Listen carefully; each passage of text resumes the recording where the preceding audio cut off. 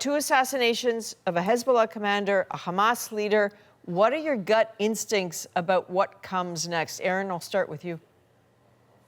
You know, for the last 11 months, I've been singing the same tune with respect to the dangers of regional escalation. They're there. However, key parties, including Hezbollah, Iran, Israel, the U.S., most every other rational, right-thinking human, probably would calculate that all of the parties want to, or they're risk averse with respect to triggering the kind of war that the Middle East has never seen before. Over the last 3 days, the odds of producing such a conflict may have gone up.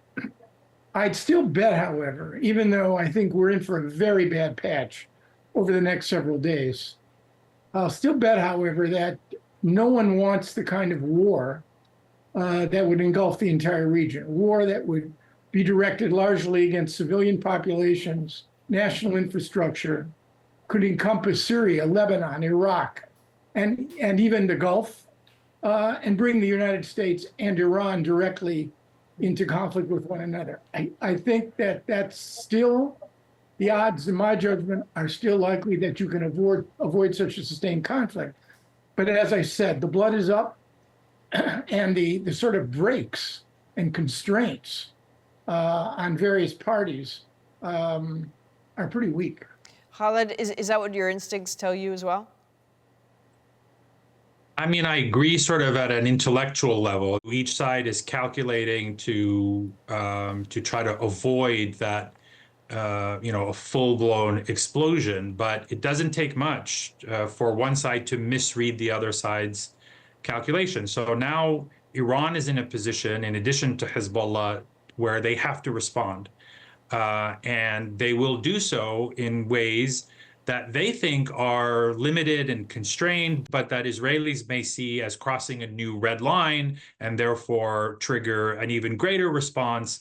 And then before you know it, everything is spiraling out of control. That is the trajectory that we're currently on, unless cooler heads prevail. And that requires intervention by responsible third-party actors. And for the past 10 months, the Biden administration has essentially given Israel a free pass, certainly in Gaza, to do as it pleases, even when it doesn't like what Israel is doing in terms of the humanitarian, using starvation as a weapon, or, destroying civilian infrastructure or killing civilians.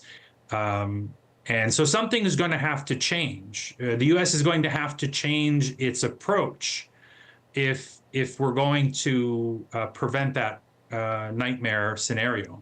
Well, while we're talking about the United States, I mean, with less than 100 days before an election and a lame duck president, what is this a matter of the timing of this taking advantage of that period in a sense, Aaron? What sort of position is the U.S. in right now? In a conflict that both parties perceive to be existential, or certainly for Hamas, or given the traumas of October 7 for the Israelis, maybe not existential, but incredibly traumatized. The influence of outside parties, whether it's the ICC, the ICJ, the G7, the UN, the US, is going to be very, very limited in such a conflict. The Middle East is littered, literally, with the remains of great power schemes, aspirations, and ambitions who thought they could impose their will on small powers. But the greatest strategic threat, the most important issue for this republic, is not Iran, it is not Ukraine, it is not China, and it is certainly not the Israeli-Palestinian conflict. It is the election of a democratic president.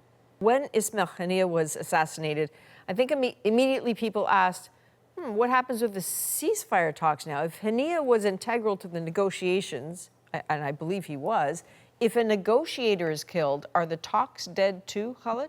I think those who have had their doubts about Netanyahu's seriousness about the ceasefire negotiations, I think those have now been entirely laid to rest. We know, I think, with some certainty that Netanyahu does not want a ceasefire, and he has worked consistently to derail the negotiations, and now he's effectively killed them. So I don't see how there will be a resumption of ceasefire negotiations anytime soon. I mean, think about the message that is being sent when the one of the key negotiators in the ceasefire that Israel is talking to indirectly is then killed by the same Israelis that they're indirectly negotiating with. I mean, clearly there's not a seriousness there with regard to the ceasefire process, at least as far as the decision making is concerned. But just real quick on the point of the U.S. role, the U.S. also has agency, and the U.S. is not a bystander.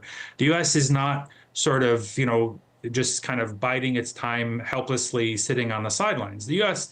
has supported Israel's war at every stage, diplomatically, militarily, politically, in every conceivable way. This war could not be waged without the active and enthusiastic support of the United States. At a certain point, the United States is going to have to intervene, if only to save Israel from itself, because the path that Israel is on is something akin to pyromania in the region. Khaled Elgindy, Aaron David Miller, thank you both. Thank you. Thank you.